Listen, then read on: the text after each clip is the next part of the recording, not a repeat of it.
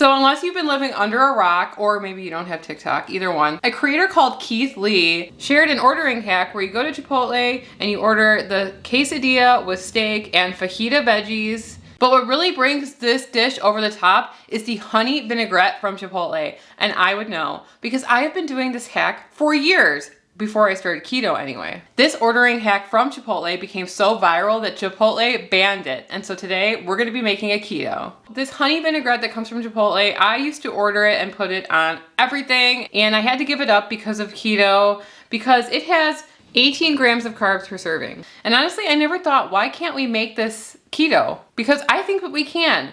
So we've gathered up all the ingredients that we're gonna need to make this really special vinaigrette. And we're gonna be making the steak quesadilla with the fajita veggies, and it's all gonna be keto. And if you're new here, my twin sister Sarah and I have lost 160 pounds following a ketogenic lifestyle since January of 2019. And on our channel, we love having fun testing and recreating recipes, even recipes from like Chick-fil-A, Taco Bell, McDonald's, Cheesecake Factory, Panda Express. Because honestly, those are the types of things that we miss because now we can't eat them anymore. Back when we were 260 pounds, we ate them all the time. And by we, I mean me. I used to eat that like pretty much every day. So we just love exploring new recipes on our channel. So first up, we're gonna start cooking our fajita vegetables for this steak quesadilla.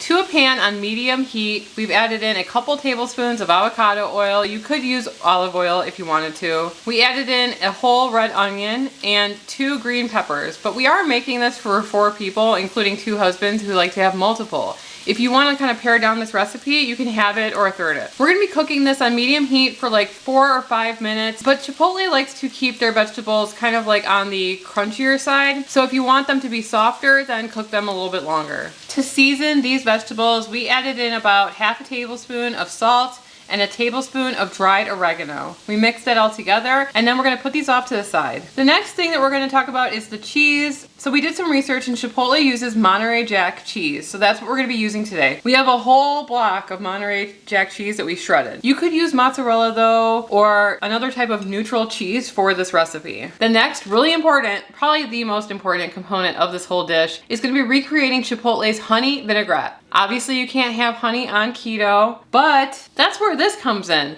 This is Nature's Hollow Honey Substitute. This one is made with xylitol though, which is toxic to dogs. I always warn people, we're dog lovers, we have dogs. You cannot let them lick anything that has this on it. Xylitol is very toxic to dogs. We actually have been using this one for quite a while. Obviously, we had this for about like 6 months. We use it from time to time. We like this one, but there are other ones that are coming out on the market. I think Wholesome Yum makes one, and a couple other ones. Maybe even like Chalk Zero might have a honey substitute on the market today. So we'll leave a couple links in the description for those if you guys want to check those out. This vinaigrette, it has like chilies in it and it's sweet, and that's probably what led me to really be obsessed with it in the first place, is the fact that it is sweet. I think that that's why people are obsessed with this recipe, because they didn't even know that Chipotle had a salad dressing and that it's sweet. All right, so it's really simple. We're gonna throw this together in our blender. So I'll tell you what we're gonna do to make this keto. We're gonna start off this vinaigrette with 6 tablespoons of red wine vinegar. Next up, we're gonna put in 3 tablespoons of our honey substitute. Next, we're gonna be adding 1/4 cup of water. We're gonna put in 1 teaspoon of dried oregano. We're gonna put in 1/2 teaspoon of black pepper. Is that weird? Did I look weird? We're gonna go in with 1 teaspoon of garlic powder. So this is the really special ingredient here. This really kicks it up a notch. It's not like overly spicy, but it's really good. These are chilies in Chipotle adobo sauce, or chilies in adobo. And we're gonna add in 2 or 3 of these chilies drenched in this sauce. That's gonna be like a really special component of this vinaigrette. We're gonna close our lid here. We're going to pulse this on low just to get everything incorporated. And then we're gonna start emulsifying this mixture by adding in 3/4 cup of avocado oil. We're using avocado oil. You could also use olive oil.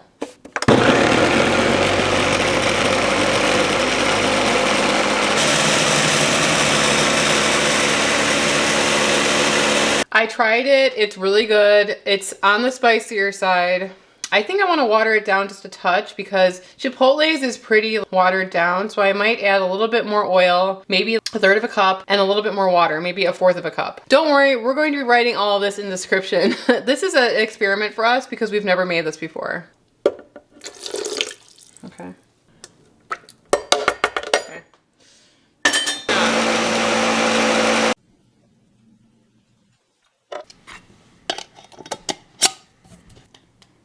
This stuff is liquid gold right here. I'm not kidding, guys. It tastes really good. It's on the spicier side though, so if you guys don't want something spicy, maybe only use 2 chilies in adobo, not 3 like I did. I remember I used to send my husband to get Chipotle, and I would always ask for this sauce on the side, and there were a couple times that he got home and realized that they didn't put the sauce in the bag, and there were literal tears for me.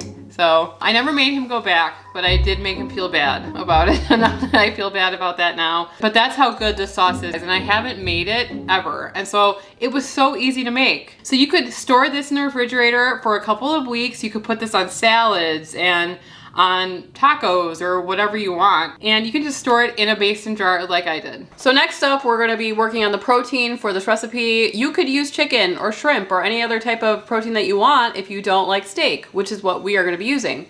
It's very simple. We have 1 steak here. We're going to cut it relatively smaller because we have 4 people to feed. So I want to make sure that every quesadilla gets enough steak. We're going to be chopping it into cubes, and then we're going to be putting it in some heated oil and cooking it, you know, not overly cooking it. And then we're going to be putting some salt and pepper on top of it, and then putting it aside until we start actually constructing our quesadilla. No sponsor for this video. It's sponsored by us, so please subscribe. We would like to hit 1 million subscribers. Next goal.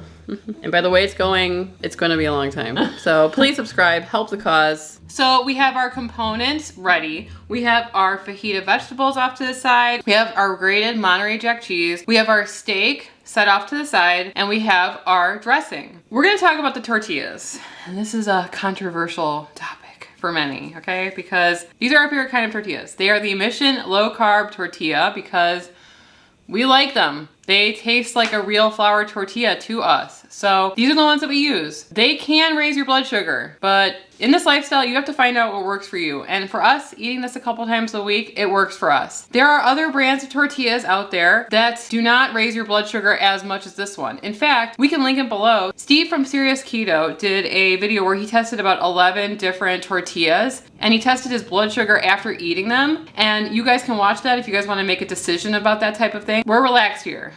The cleanest way to eat this would be to eat it in lettuce.